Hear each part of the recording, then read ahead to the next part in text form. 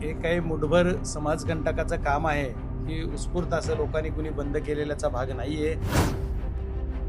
आज बीड जिल्ह्यामध्ये जे आहे ते जमावबंदीचं कलम सुद्धा लागू आहे।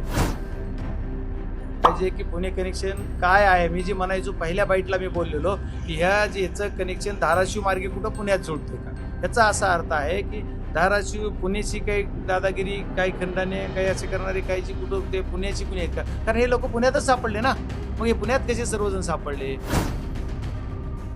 पोलीस यंत्रणेच्या तपासामध्ये जे जे कुणी दोषी सापडणार त्याच्यावर कारवाई होणं अपेक्षित असतं। त्याचाच एक भाग म्हणून आज पोलीस यंत्रणेला या संतोष अण्णा देशमुख यांच्या खुनामध्ये जे कुणी कटकारस्थान केलं, जे कुणी सापडले त्यांच्यावर मोकोका लावला पाहिजे, ही जी सर्वांची मागणी होती याच्याप्रमाणे तपासामध्ये त्यांना आढळलेलं दिसते आणि तपासाचा भाग म्हणून पोलीस यंत्रणेने यांना मोकोका लावलेला आहे।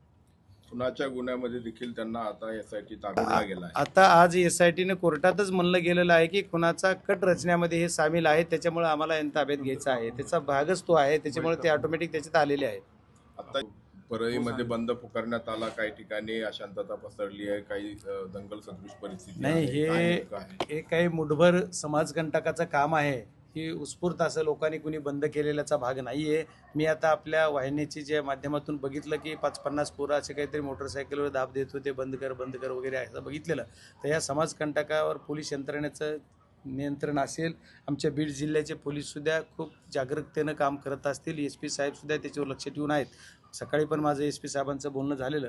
आज बीड जिल्ह्यामध्ये जे आहे ते जमावबंदीचं कलमसुद्धा लागू आहे। जमावबंदीचं कलम लागू असताना कुणी जर एखाद्याला आंदोलन करीत असेल तर ते नियमाप्रमाणे करतात का कसे मला सांगता नाही यायचं, कारण त्याला परवानगी घेतलेली का परवानगी दिलेली का हे पोलीस यंत्रणा सांगू शकेल, पण असं कुणी करू नये, त्याच्यामुळे अशांतता असायचं काही कारण नाही।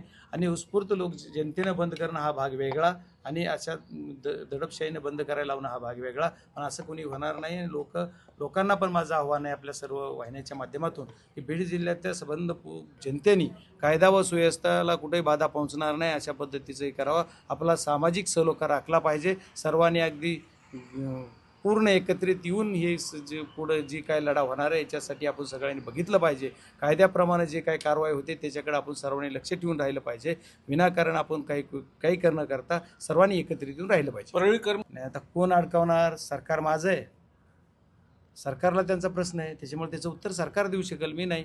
आणि आमचं म्हणणं आहे की आमचा माणूस गेलाय त्याला न्याय पाहिजे, ही सर्व समाजाच्या सर्व जाती धर्माची मागणी आहे, संबंध महाराष्ट्राची मागणी आहे। त्याच्यामुळं ही माणुसकीला काळीमा फासणारी घटना घडली, माणुसकीला न शोभणारी घटना केली, क्रूर हत्या केली, टॉर्चर करू मारलं, याच्यामुळे मारेकऱ्याला फाशी झाली पाहिजे, जो कोणी मास्टर माइंड आहे सापडला पाहिजे, ही आमची मागणी। आता एक जण सापडत आहेत, एक जण ॲड होतात, पहिले 7 होते, 8 झाले, 9 झाले, आता आणखी किती होणार आहेत हे आपण बघू ना, कारण यांना कुणी पळून जायला साथ दिलेली आहे, कुणी शेवट ते कुणाचा जो कट रचला गेला त्याविषयी कोण होते, कुठं रचला गेला, ही कशी याची सुरुवात झाली। आमच्याकडे जी प्रथमदर्शनी लक्षात आलेलं आहे 29/11 जो काही ही झाला त्या दिवसापासून चे पूर्ण घटनाक्रम काय 29/11 त्यांना काय खुंडणी मागितली गेली, त्यांना दाब दिला गेला, 6 तारखेला थोडं तिथं काही भांडणं झाले गेले, 6 तारखेला त्या कंपनीच्या आवारात जाऊन कुणी भांडणं केले, त्याच्या बाहेर कोण होतं, कुणाच्या किडनॅपिंग करताना गाड्या कुणाच्या होत्या, कोण मालक होता, त्याचा ड्रायव्हर कोण, ती मध्ये कोण, ह्याचा तपासी मारताना तिथं कोण होतं, यांची बॉडी टाकली तिथं, पळून गेले तिथं,